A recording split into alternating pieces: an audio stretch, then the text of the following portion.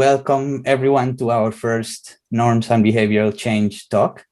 My name is Paulius. I'm the Managing Director of the Center for Social Norms and Behavioral Dynamics at the University of Pennsylvania.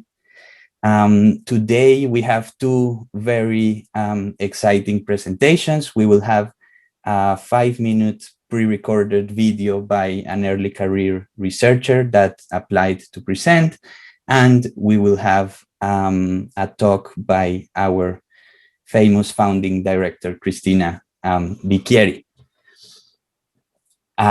We have now 242 participants, and this is the agenda for you to know. So we'll begin, a very short introduction that I will give.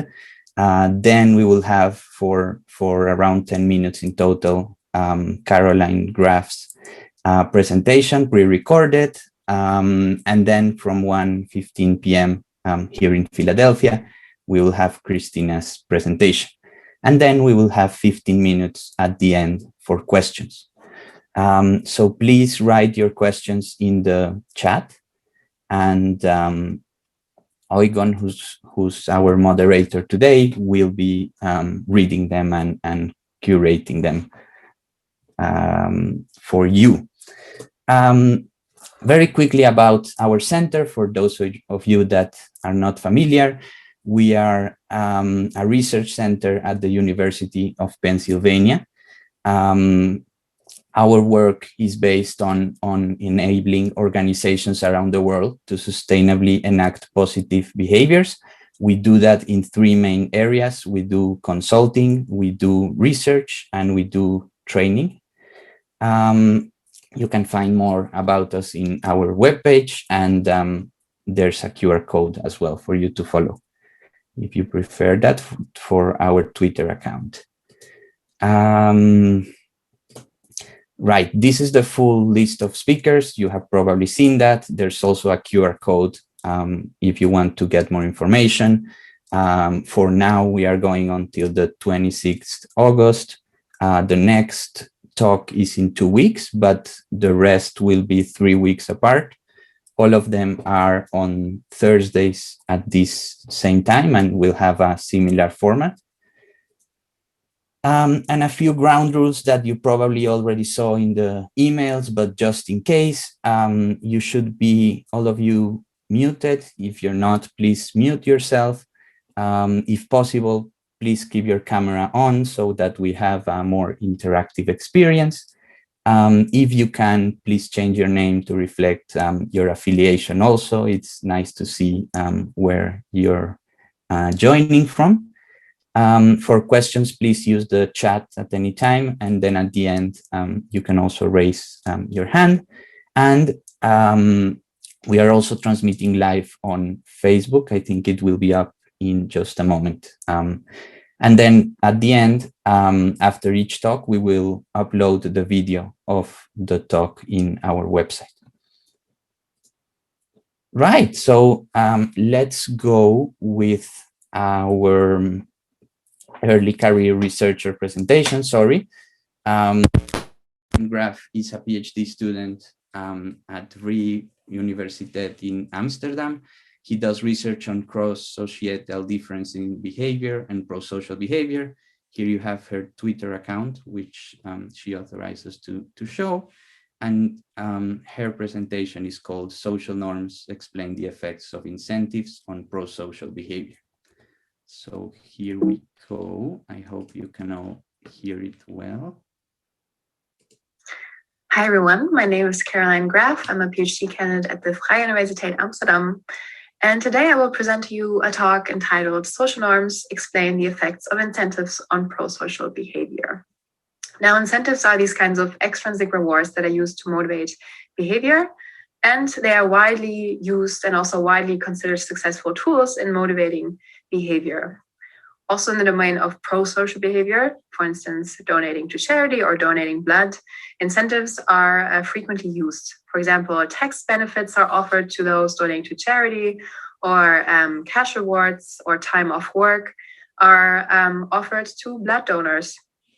However, incentives have been found to have inconsistent effects on pro-social behavior. So effects have been shown to vary across countries and also across incentive types, for example, financial versus non-financial incentives. And so the question arises, under which circumstances do incentives actually encourage pro-social behavior? And firstly, we take a theoretical approach to this, taking as a starting point an influential theory in economics by Benabou and Tirole, who postulated firstly a direct benefit to the pro-social behavior that's made up of three components. Firstly, intrinsic motivation, so altruism and warm glow, for example. And there's extrinsic motivation when an incentive is offered, so the motivation of getting something in return for the pro-social act, and a negative effect of costs, for instance, in terms of time or in terms of money. In addition, there is a reputational component. This is a simplified version of the one in the original paper, but the main two subcomponents are a positive effect of expected intrinsic motivation and a negative effect. Sorry, I think the video is frozen. So I will try to fix that.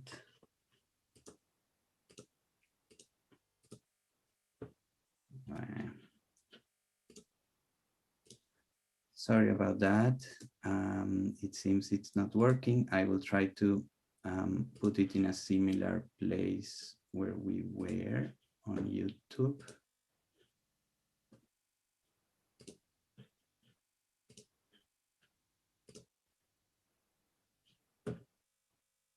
Okay. And Tirole, who postulated firstly a direct benefit to the pro-social behavior that's made up of three components. Firstly, intrinsic motivation, so altruism and warm glow, for example. And there's extrinsic motivation when an incentive is offered, so the motivation of getting something in return for the pro-social act, and a negative effect of costs, for instance, in terms of time or in terms of money. In addition, there is a reputational component. This is a simplified version of the one in the original paper, but the main two subcomponents are a positive effect of expected intrinsic motivation and a negative effect of expected extrinsic motivation. So when there is an incentive offered, then people are more likely to see the person engaging in the behavior as extrinsically motivated opposed to intrinsically motivated. And this here is posited to have a cost to the reputation, and therefore discourage the behavior. However, when we look in the broader literature on reputation, for example, in psychology or in evolutionary biology, we find that social norms shape an individual's reputation. So they're kinds of informal rules that govern what is considered a good or a bad behavior in a certain group. And what we're doing now is integrating this notion into the reputational component so that we don't have a fixed cost or benefit in being perceived in a certain way, but that it depends on the social norms. And we test this model empirically on a real world pro-social behavior, namely blood donation, for which incentives offered vary across countries. And we take two data sources. Firstly, the Eurobarometer, which is a survey conducted among representative samples from 28 European countries. And the items include those pertaining to blood donation, motivation to donate, and the acceptability of incentives, both financial and time incentives. And we aggregate this to get a social norm variable. And we also conducted, on the other hand, an expert survey. So we interviewed blood donation experts from across Europe to find out which incentives are offered in their respective country. And we used logistic multi-level mixed effects models and pre-registered our hypotheses and analysis plan on the open science framework. Now, blood donation behavior, incentives, and social norms all varied widely across Europe. Here you can see maps for the social norm variables, on the left-hand side financial, on the right-hand side time incentives.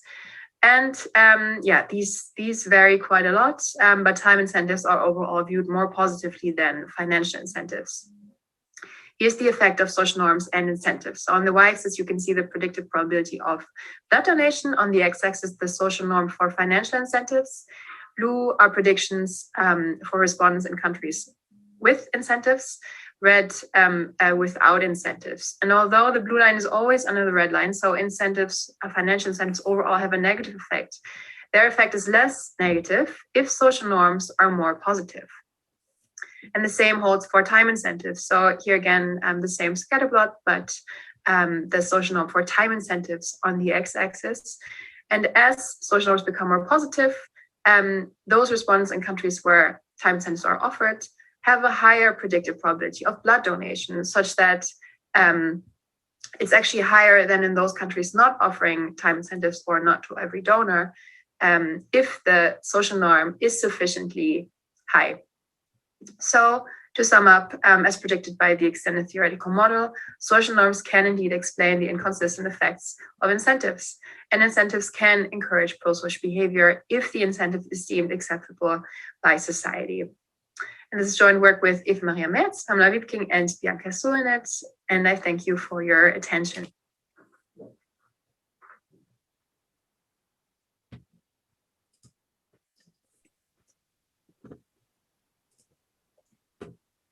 All right. Yeah, so as I mentioned, this is a new idea that we are trying in Novik Talks, where early career researchers, including PhD students and postdocs, can send pre-recorded videos. So this was the one for this week. We have 2 minutes for a couple of questions if someone has, and if not, we'll continue with Christina's talk. So just once more, this is Caroline's profile, her Twitter account, and you are welcome to contact her if you have any questions or anything. Right, so I think I lost you. All right, let me unshare my screen. Okay, here I am. Oh my God, I have to resubmit, join meeting. Okay, I'm here. Okay, here I am. And okay, full screen, share screen. Okay, share. Do you see it? Yes. Yes. Okay. All right. So, Cristina, before you start, hi from me.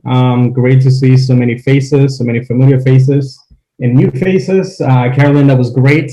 So if you have any questions for her, just follow up or email her or email us, and we get you, bring you in touch. So today's talk is about great Cristina, and so we're very happy to have you kick off this series. I'm going to moderate the conversations. We have at least 2 co-authors in attendance, Enrique and Abraham. So you just post your questions to the comment section, and for the small things, they will take care of that, and all the sort of the big questions will be relegated to Cristina. Cristina, we have 45 minutes, and I'm going to stop you along the way if needed, but otherwise, please take it away. Okay, thank you very much, and welcome all to our first public talk.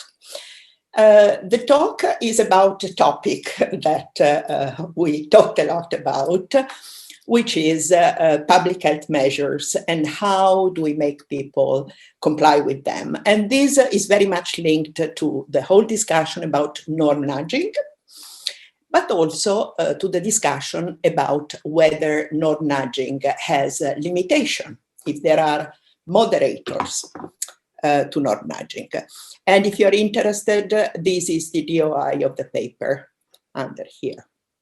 This paper was co-authored with several people, also because we did a survey in several countries. I will show you in a moment which ones. And so we got a lot of help. And some of these people were my students in the Norm and Nudges course here at Penn. Okay, so We know that countries, basically almost all countries, have adopted several measures to prevent the spread of COVID-19. Now, the typical measures are social distancing, staying at home, and wearing masks. Now, in our study, we have not surveyed the behavior about wearing masks simply because in several countries, I know Italy, for example, it was impossible to find masks, to buy masks for quite a long time. And so we have focused on social distancing and staying at home. And of course, government cannot only rely on coercive power. Okay, so try to punish people who don't do what they are supposed to do to ensure compliance with all these measures. So one driver for compliance may be to create social norms of good behavior. Okay, now the big question is how such norms can emerge. And this is not just related to the COVID. Any public health intervention may want to rely on new social norms, on creating new social norms, but also think of global warming. This is a very similar situation when we want people to change behavior en masse. Now, how can such norm emerge? Well, in norm nudging, we think that you need to induce new social expectations, in our case about safe behavior. What sort of expectation? On the one hand, you want to induce what I call empirical expectation.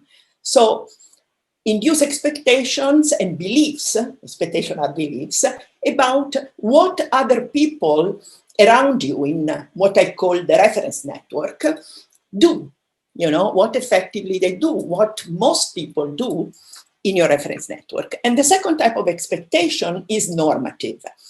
That is what other people in your reference network approve or disapprove of. In our case, we want to know what they approve, what they think you should do or other people should do. In social norms, we need both expectations because the empirical expectation alone will not do. Think of norms about, paying taxes. Suppose there is no law. And obviously, if you expect everybody to do that, there is a certain opportunistic push. You say, okay, if I don't do it, it's like a little drop in the ocean.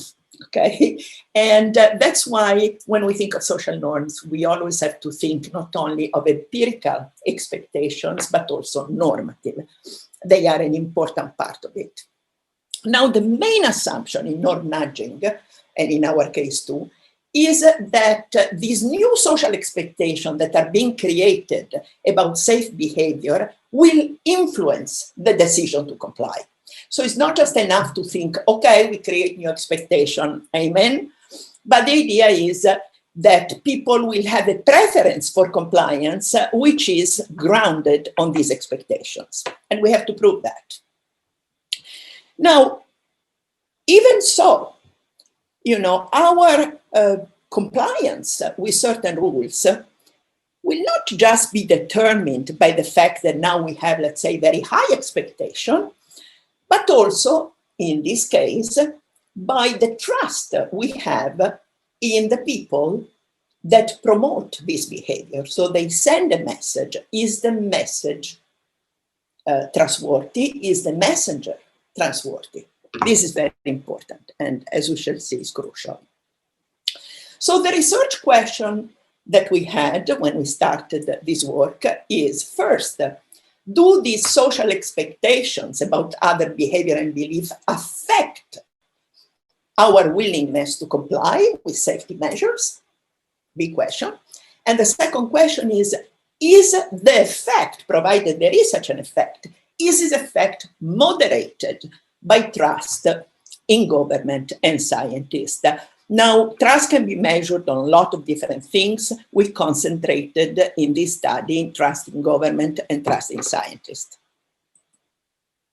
So we did a survey in 9 different countries, China and South Korea in Asia, Colombia and Mexico in Latin America, the United States, and in Europe, Germany, Italy, Spain, and United Kingdom. So we have a wide range of countries. And we partner with both NetQuest and XP Lab that have panels. So we survey panel members, and we have, of course, a representative sample by age and gender of the population. Now, we did two types of surveys, if you will. The first, we gave people an experiment. We give them a vignette, I will tell you in a second. And in this vignette, we vary the kind of expectation. I discuss the vignette in a second, so just leave it like that. And then we ask people to report their behavior, okay? And self-reported behavior, we ask them your behavior and expectations, of course, before the lockdown and after the lockdown measures were imposed in your country. And then we also measure trust, in our case, in science and in government, okay? Then we mix these things. Now, demographics, we have on average, 30 to 40-year-old. We have an almost equal number of men and women. And income, the only difference goes from 1 to 9. The only high income were the Chinese. Okay, the rest of the people were more normal.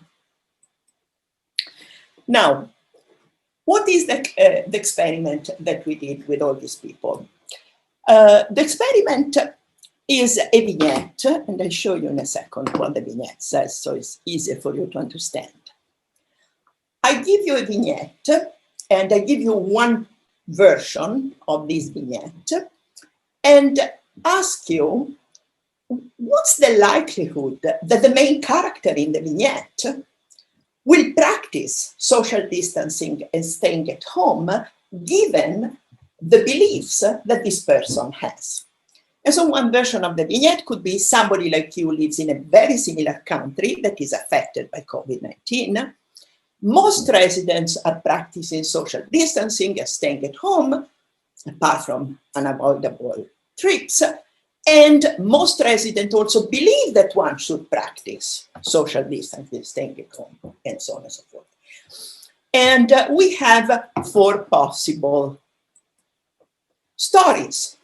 We present people with a situation in which this person has high empirical, high normative expectation, T1, T4, few, so we say few people do the right thing and few people believe it should be done. And then there are interesting intermediate cases that I normally measure, in which there is opposition between the normative and the empirical. So it may be the case that this person is in a situation when almost everybody follows the rule, but it's also true that few people think that the rule should be followed, okay? Or few people follow the rules, but most people think they should be followed. And these T2 and T3 are interesting in general, because we not only want to know whether expectation have an influence on behavior, in this case predicted behavior, but we also want to know very often which expectation matter most. And I have a lot of studies in which I show that often empirical expectations are more important, okay? So we divide people into 4 groups, and high, high, high, low, low, high, low, low, okay? Now, the result is that indeed expected behavior seems to be conditional on expectation, because on high empirical, high normative expectation on a scale of 1 to 10, we have a very high response. They say the likelihood of this person staying home is extremely high. And if you look at low, low, the likelihood of this person staying home is quite low. And then we have high, low, and low, high in the middle.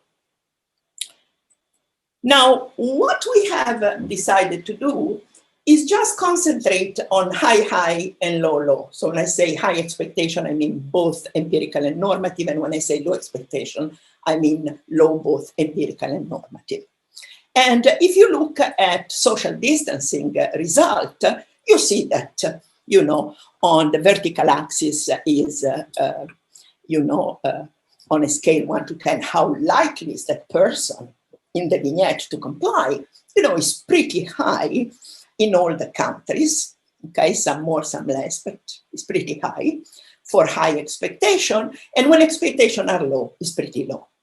So it looks that if you have high expectation, you will believe that the person will comply with the rules. And the same happens with staying at home. Actually, there is such an enormous correlation, very high correlation between social distancing and staying at home that I will often talk about one of them, only usually social distancing. Okay, you see the same result here. Now, we want to do a robustness check. Why? Because in the vignette, okay, the expectations are exogenously given. So I tell you in the vignette, well, this person is in an environment, well, this person had such and such expectation. But I want to know how reliable is the link between these exogenously given expectation and the endogenous expectation when I ask you, well, what about your own, okay, your self-reported expectation and behavior, okay? So we want to know if the vignette results have internal validity, okay? And what we do, we split participants into 4 groups by their reported expectation. So we ask, what were your expectation and behavior before the lockdown, after the lockdown, and use the median as a cutoff point. Now remember that it goes from 0 to 100%, so the median is 50%. So even a low expectation, which is below the median, is not that incredibly low, because below 50%, okay? And so we look only at high normative, high empirical, and low, okay? And we see the result. Now, self-reported social distancing, when we asked before the lockdown, and again, people with high expectation have a higher self-reported social distancing than people with low expectations, okay? It varies by countries. For example, South Korea, they are relatively similar, but in other countries, they are quite low, okay? And the same thing about staying at home, high expectation lead to declaring, okay, self-report that they were staying at home more than people with low expectations, okay? Now, the big question which we should ask is, what is the mechanism behind the connection, strong connection between compliance and expectation? And the next question is, are high expectations, suppose we succeed in inducing high expectation, are they sufficient to guarantee a consistent high level of compliance? Are they? Okay. So let's look at, for each country, we measure trust. We have a lot of different measures of trust, but here we concentrated in trust in government and trust in scientists. And trust goes from 1 low to 4 high, okay? So when we have, for example, 3.42 is very high, okay? And when we have, for example, 2.98, look at the US, trust in science is the lowest of all, is pretty low, okay? And what we see that, which is already interesting to look at, is that trust in scientists or science is generally higher than trust in government, okay? This is overall. However, countries differ. For example, in China, trust in science and trust in government are very high and quite similar. whereas in the US, they are both low, but in particular, even if trust in science is higher, then trust in government is relatively low. Now, let's look at social distancing as an example. And let's look at the role of trust, okay, in government and in science with low expectation. This is related to the Vignette expectations, okay? So people who observe this protagonist, you know, being endowed, let's say, with very low empirical and normative expectation, okay? What do they believe this person will do with regard to social distancing? And what you see when people have low expectation, starts with very low expectation, increasing trust in government, okay?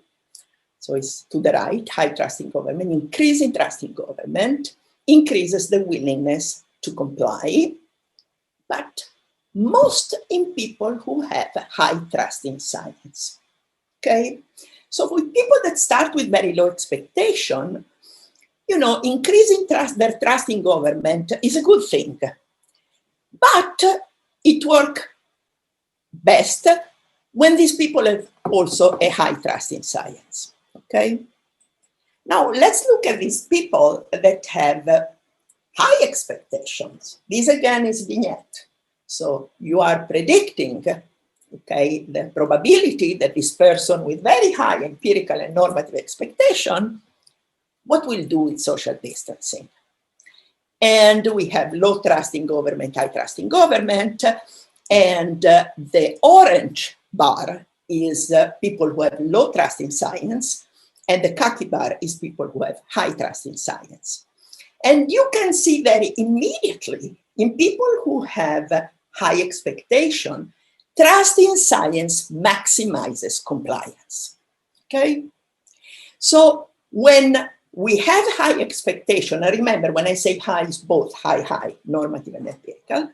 When people have high expectation and high trust in science, you see that trust in government doesn't do much, okay? So the important thing with high expectation is trust in science, okay? Trust in government is not changing much, okay? This is very important, keep this in mind, okay? So we have ranked countries by their level of trust in science and government. And we plotted the country average compliance for social distance, because remember, social distance and staying at home are very, very, very closely correlated, okay? And you see, previous results are confirmed. Now I show you. When there are low expectation, empirical and normative, compliance is higher, okay, you see the line, in countries where there is a high trust in government. So if you have low expectation, okay, trust in science doesn't play an important role. Trust in government does, okay? We can explain this in a moment. But what happens when you have high expectation is basically the opposite. With high expectation, trust in science is a very important factor in determining compliance with social distance rules. And trust in government really plays very little role, okay? So suppose you are able to produce high expectation, then you have to work on trust in science. Trust in government won't do that much. With the low expectation, it will matter. Now, let's look at all the possible behavioral drivers, okay? Now, behavior is conditional on social expectation. So if you have high expectation, people will be more willing in general to comply. This is the theory of social norms, provided they have, of course, conditional preferences. When expectations are low, they will be less willing to comply. This is trivial, okay? However, think of having high expectation. And, I think most people stay home. Most people comply. So if I don't comply, what is my risk of infection? Well, it's low, okay? So when expectations are high, there is also the risk of opportunistic behavior. You can have some free riding there. When expectations are high, there is this possible countervailing, if you will, force, okay? And when expectations are low, you may be more likely to comply because the risk of infection will be higher. People are around, they can get more infected if I don't comply. Now, all this is moderated by your belief in science. So if you have doubts about the effectiveness of compliance, okay, so think of the people that have high expectation, okay, and so may think, well, I may free ride. However, if they trust science, they don't doubt much, and then they will be more likely to comply. Okay, so the pandemic and the effectiveness of compliance will be more certain for them. So you remember there are countervailing forces. We have to think about that when you think of public policy. In the case of low trust in science, so I said before, there are no free riding incentive with low expectation, but individuals doubt more if they don't trust science. And so there will be push and pull. They will be less likely to comply because they are less sure that this is in fact a pandemic and the measures that the government promotes are in fact effective. Okay, so we see a lot of countervailing, if you will, tendencies. Cristina, let me pause it for a sec, because I know this is a question you would like to take and clarify, because it's integral to your social norms theory. So we have Susan ask, how did you define the reference network for the elicitation of personal empirical expectations in the non-vignette part? Thank you. Usually, okay, when you send a message, okay, suppose I send a message about what to do, well, I have to pay attention to whom I send the message. Why? Because people care about what people do, what people approve or disapprove of, in people that are similar to them and that are in a similar situation. So a terrible message that was sent initially was, to give you an example with the pandemic, the people really at risk are old people and people with pre-existing condition. Okay, I am young, not me. I mean, somebody may think I am young, I have no pre-existing condition, so I am at very low risk. So these rules are not really for me. So it's very important when you send a message in general, not just here, and norm nudging is an example, to think of the reference network of the people you send the message to. So there is no univocal unique message, but generally there are different messages for different reference networks. This is very, very important. Okay, thank you for the question. Now, what about self-reported behavior? Do we see basically the same result?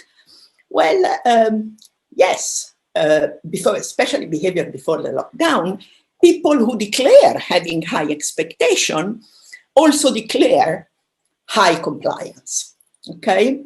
So high trust in science helps people with high level of expectation, okay?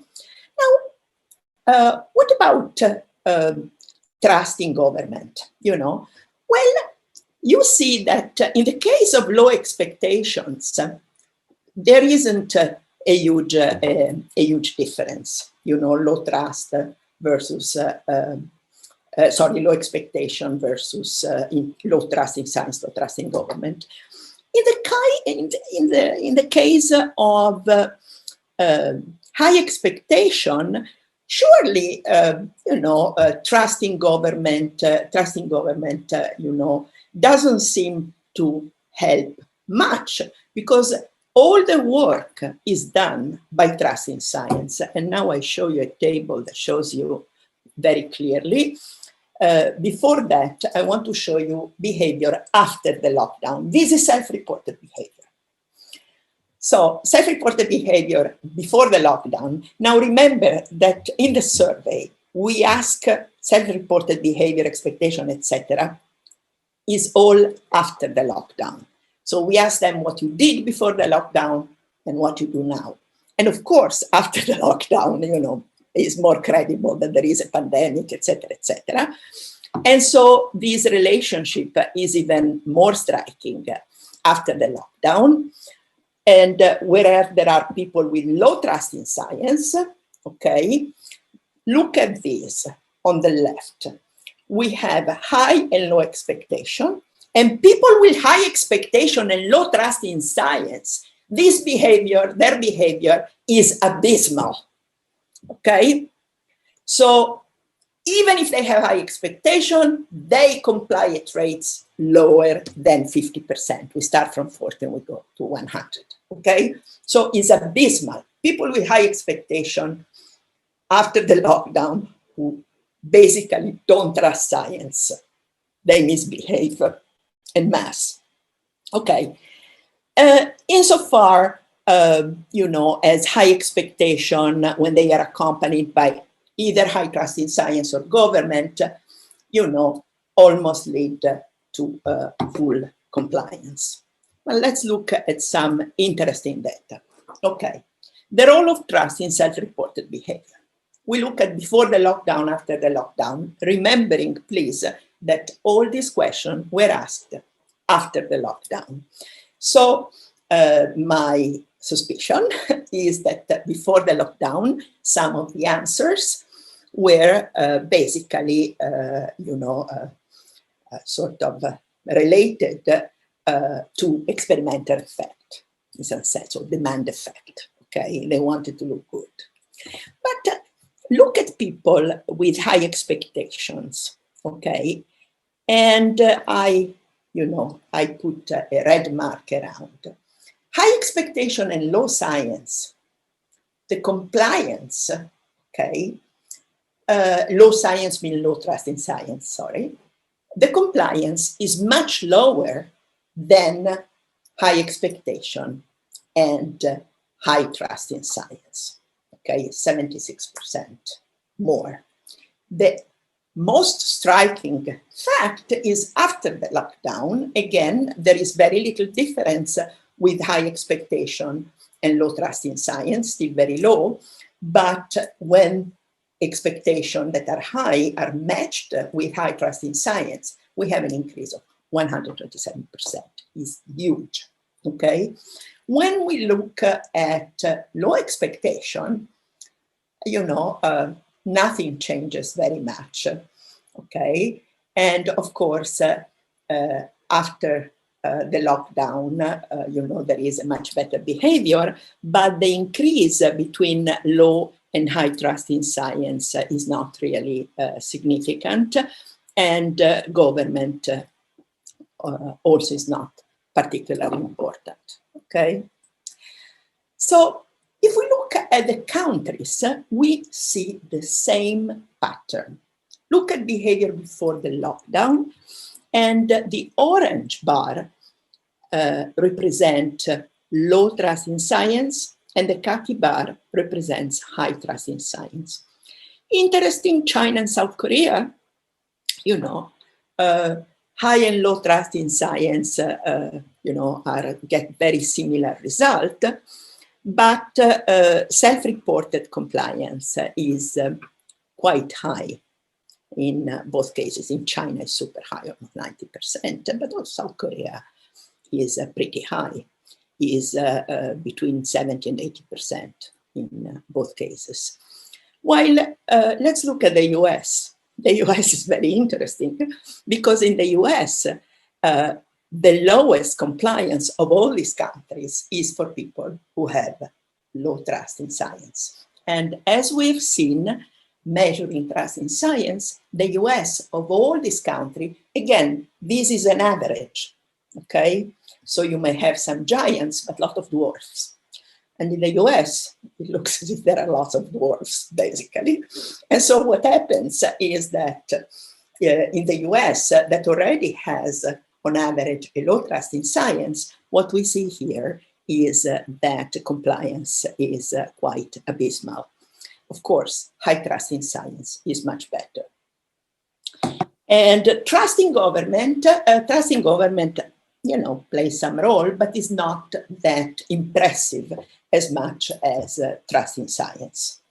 And again, US and Mexico, you know, behave very similarly for people who have low trust in government, and people who have more trust in government behave better, apart from South Korea, which, you know, is very similar, and China too, obviously.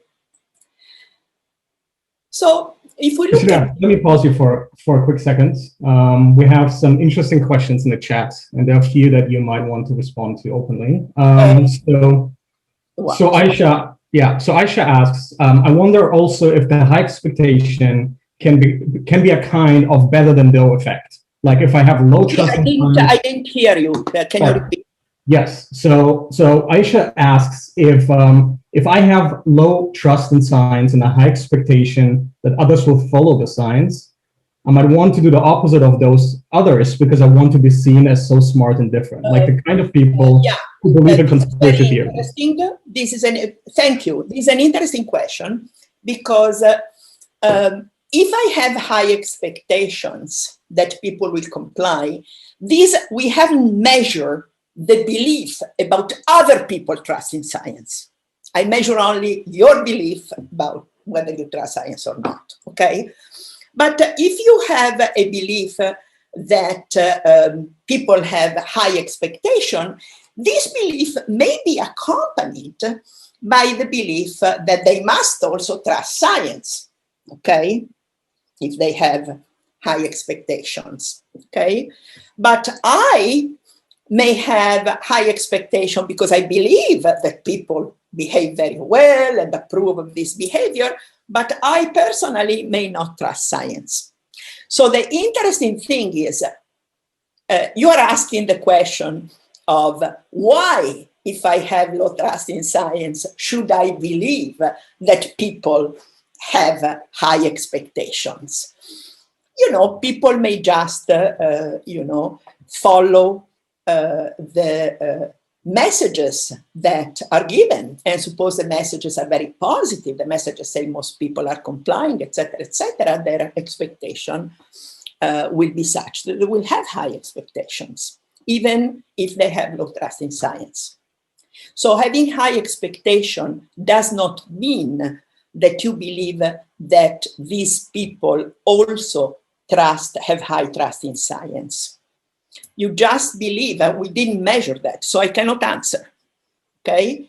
But the interesting question is, if you believe that people behave en masse, but you don't trust science, you know, you will probably give into free riding, okay? Cristina, one more related question by Heidi. She asks, is there a normative component to trust in science and or government measures themselves? Others believe that I should believe in science and or government. No, there is no normative component there.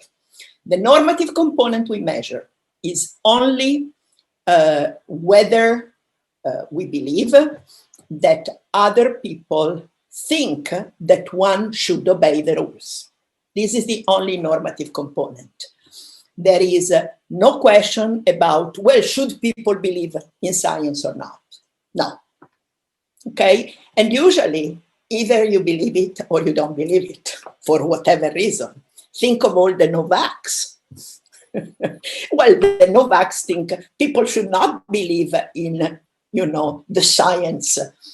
You know, we are sort of we are given, in a sense, the scientific messages you're given. You shouldn't. Okay, and they have a lot of stories about that. So it is a very complex issue. Here we only measure personal trust in science and compare it with having high or low expectations. Okay, now look at trust and compliance again before the lockdown. Again, low trust in science, apart from China and South Korea, that are very similar, and also government in general, low trust in science, with people with basically high expectation. Again, we're measuring high versus low expectation. Low trust in science leads to much lower compliance. Okay, low trust in government is less demarcating. Okay, trust in science is clearly crucial. Okay, now again, after the lockdown, of course, after the lockdown, you know, expectations, high expectation, you know, tell me, and high trust in science, 100%. However, low trust in science, look at Spain or the UK or the US. Think of the behavior in Spain, UK, and the US. People who have high expectation but low trust in science behave very badly. Okay, the US are particularly interested in the US. If you look at trust in government, same story. You know, as before, trust in government is less demarcating than trust in science. Of course, high trust in government is better, but low trust in government doesn't kill, okay, compliance. Okay, so a recap. Increasing social expectation, empirical and normative, what most other people do, what most other people approve of, about public health behaviors, will increase compliance in theory. However, there is a moderator of this effect, and the moderator is trust in science. And what I want you to think about is not just an issue related to public health. Even global warming is related to that, because the change in behavior that may moderate, okay, global warming will be very much related to the trust that people put in the scientific message. And one very important point that needs to be made, and we saw that with the Trump government and in Brazil also, when the government downplays science, this is a terrible, terrible thing to do. The result will be, you know, very, very negative. So in general, the government message and the scientific message should go hand in hand. Okay? So social norms, as a conclusion, do matter. We should create good social norm, but we have to recognize when we do norm nudging in general, you know, the context, and the contexts do differ a lot, one from another, and so when they can be more effective in fostering change, okay? And as I said, these messages regarding public health should not just emphasize or try to create social norm, but try to increase trust in science. That's why I think that government and scientists should join forces and send the same message to people. Thank you. Then I have some more data if you're interested in the appendix. Okay. Great. Cristina, thank you so much. That was exciting. So we have a few questions that I didn't stop you for. I see people clapping, so imagine everybody clapping. So Gianluca, you asked a good question. Gianluca, would you like to just ask a question out loud? I'm just going to give you the opportunity to unmute yourself. Yes, can you hear me? Yes. Thank you very much for the exciting presentation. So my question is whether trust in science is correlated with a more general psychological trait that has to do with believing in conspiracy theories, and in particular believing that COVID doesn't exist. So if I don't believe that COVID exists, then it's a very interesting question. And if you look at the no-vax movement and a lot of other more extreme movements like flat earth movement and so on and so forth, you know, their trust in science is very low. But if you look at their explanation why they don't trust science, very often this lack of trust is accompanied by conspiracy theories, okay? i.e. the government wants us to do certain things and therefore, they tell us that science says so and so, but it's not really true. Or, they want us to vaccinate, but who makes the money? Pfizer, Moderna, so they have every interest to say that their vaccines are good, are effective, and so on and so forth.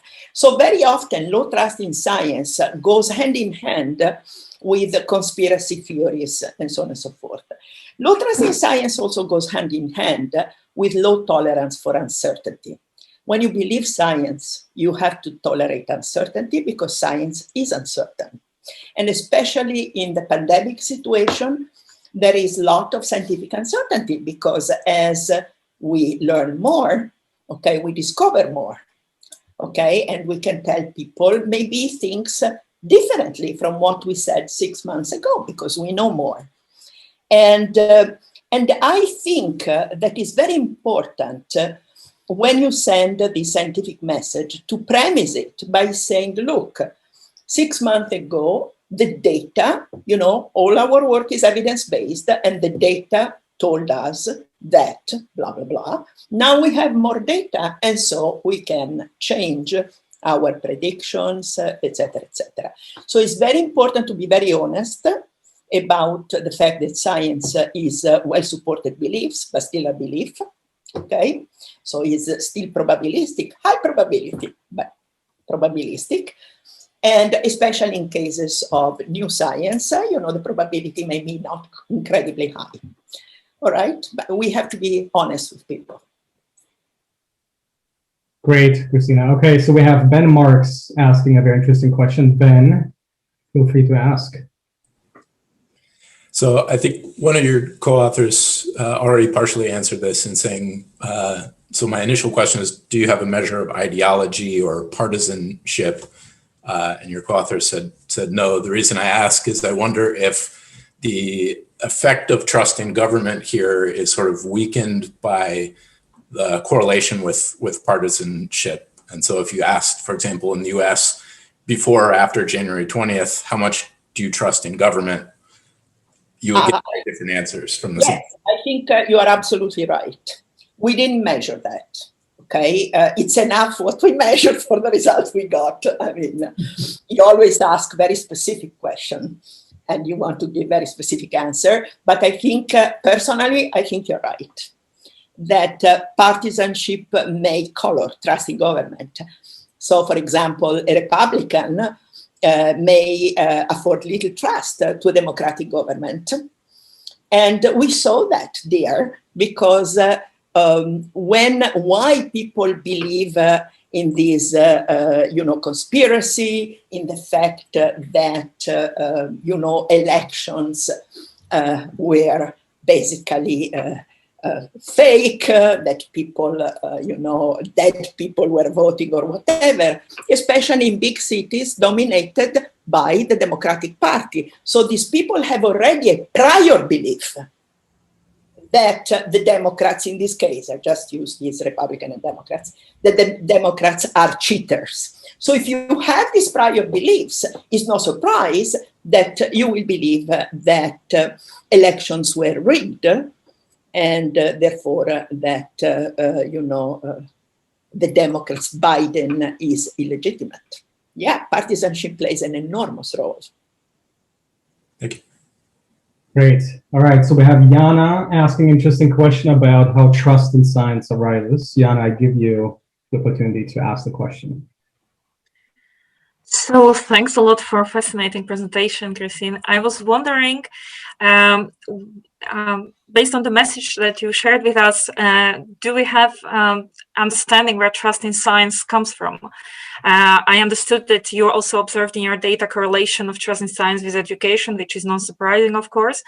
But then the question is, can we conclude from that we can generate more trust by making sure that the education system is really strong?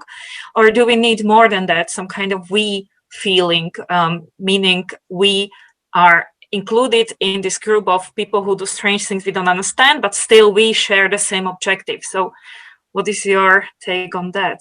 Well, we have data actually, and we will have some other paper on, richer about trust. And the data we have that overall, on average, women trust science more than men.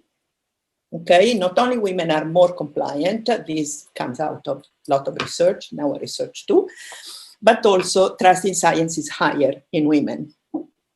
Why? I don't know. Also, trust in science is higher in people with higher education and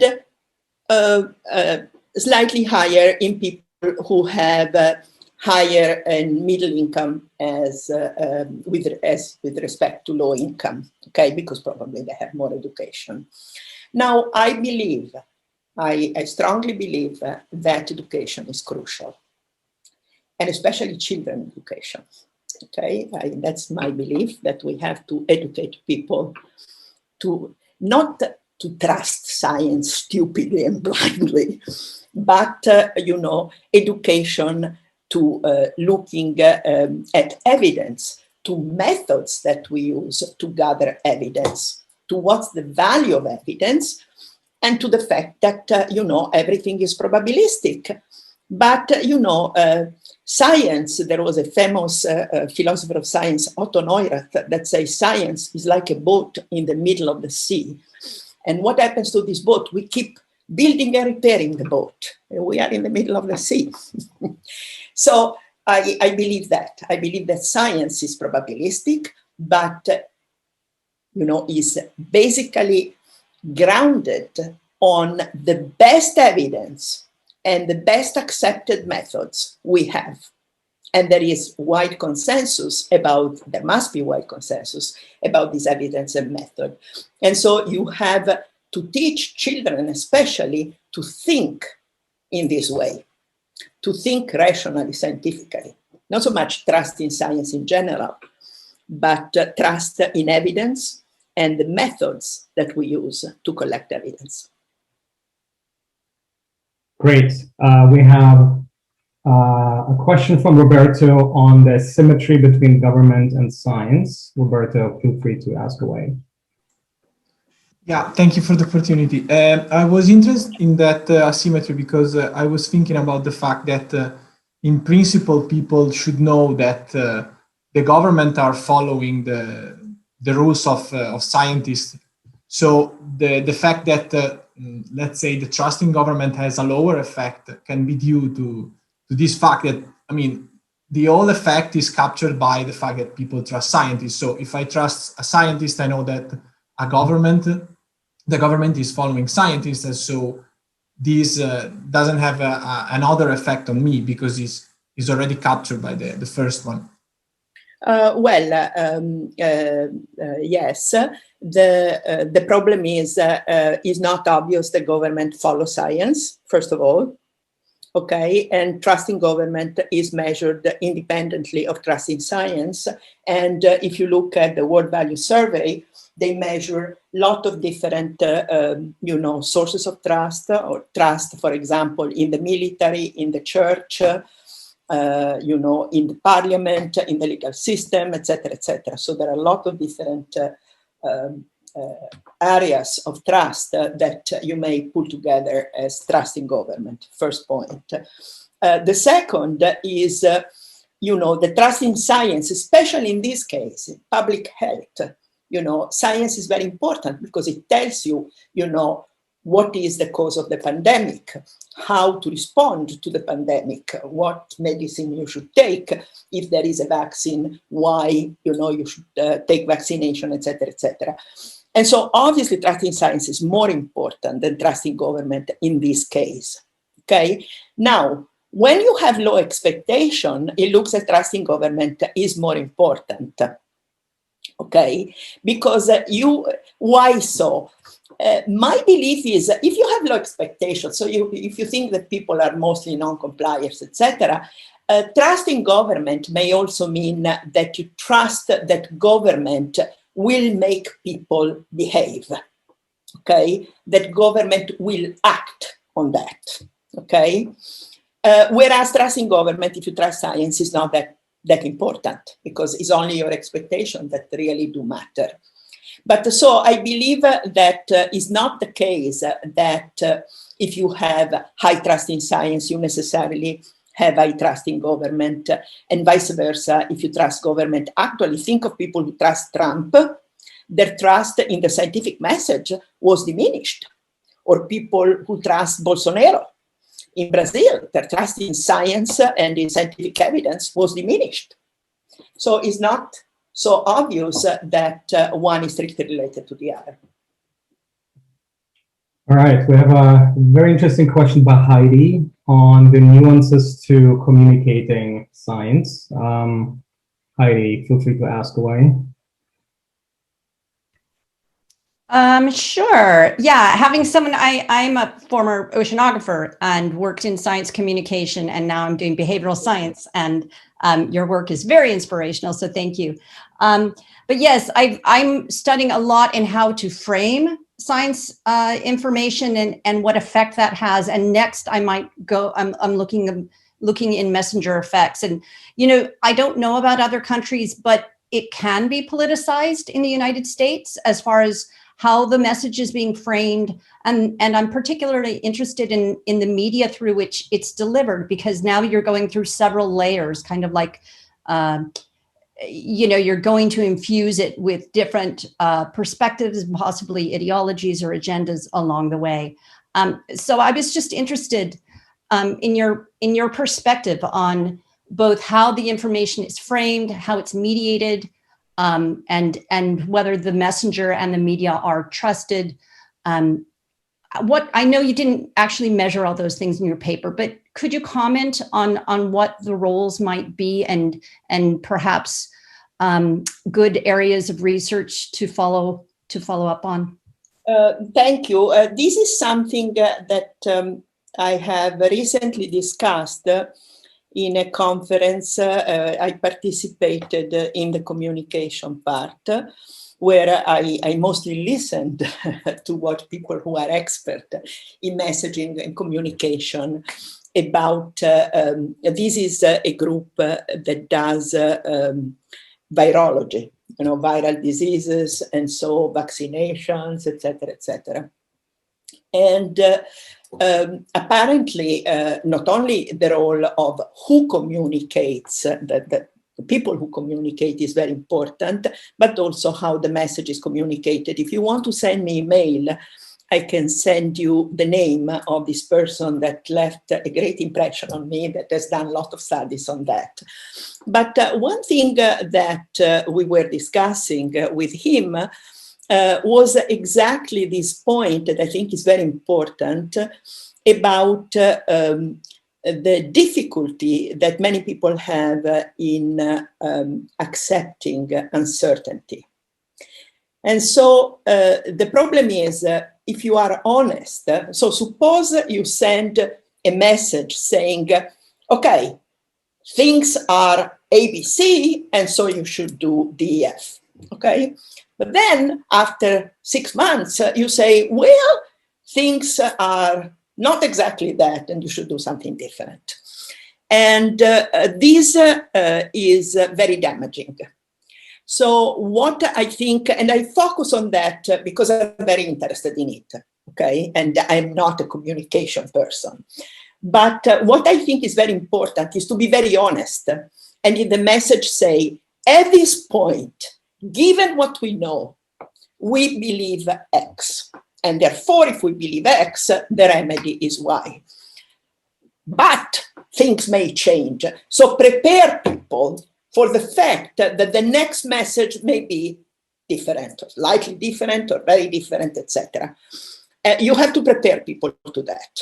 Because saying, oh, this is a scientific message, and then you send a different message is tremendously damaging. Okay, this is very important.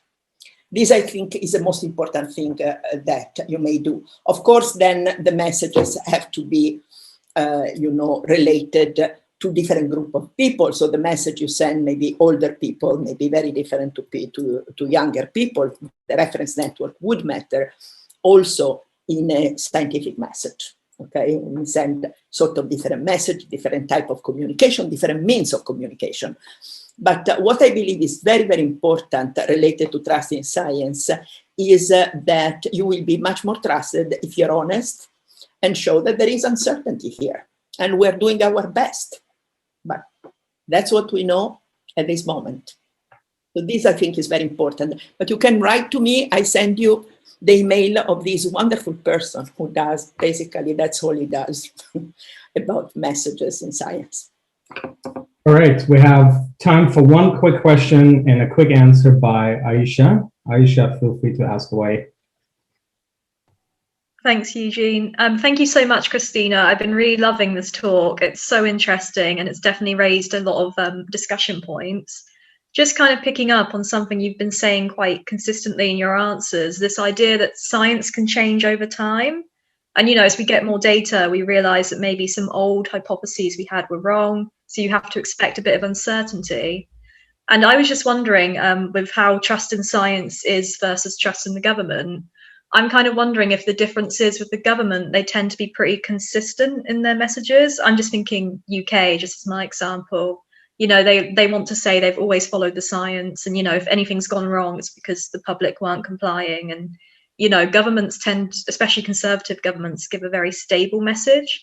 So I was maybe wondering if the difference between trust in science and trust in government is something to do with how much you really desire the need for like a coherent message. Because I feel like the government maybe gives you that coherency more than science does at the minute. And if that would maybe affect it. I understand you probably don't have data and all these extra control variables that I'm just throwing your way, but I know exactly. I just thought it might be an interesting point. But if you think of the UK, Boris Johnson gave very different messages.